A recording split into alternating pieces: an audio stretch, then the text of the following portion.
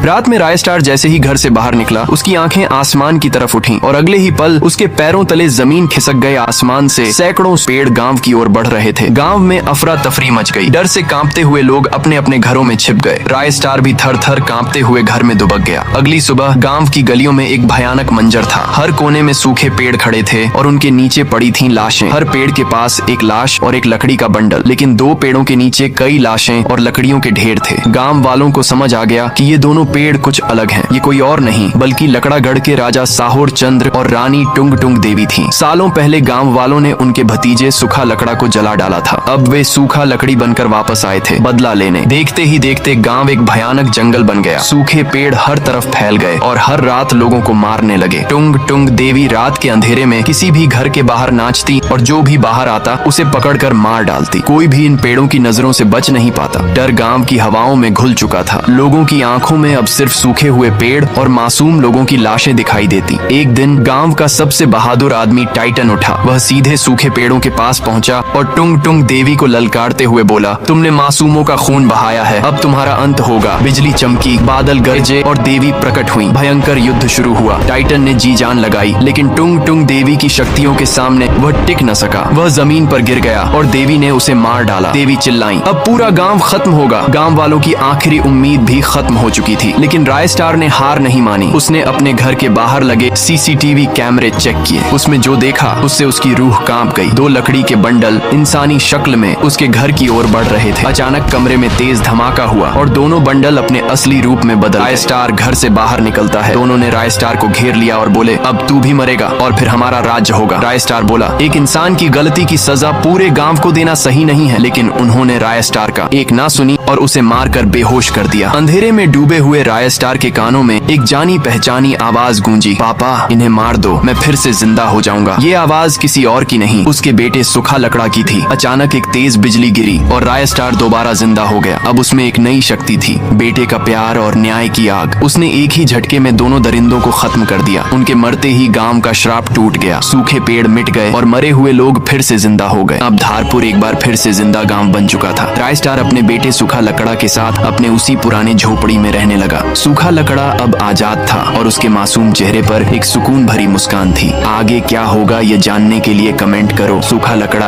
अभी जिंदा है।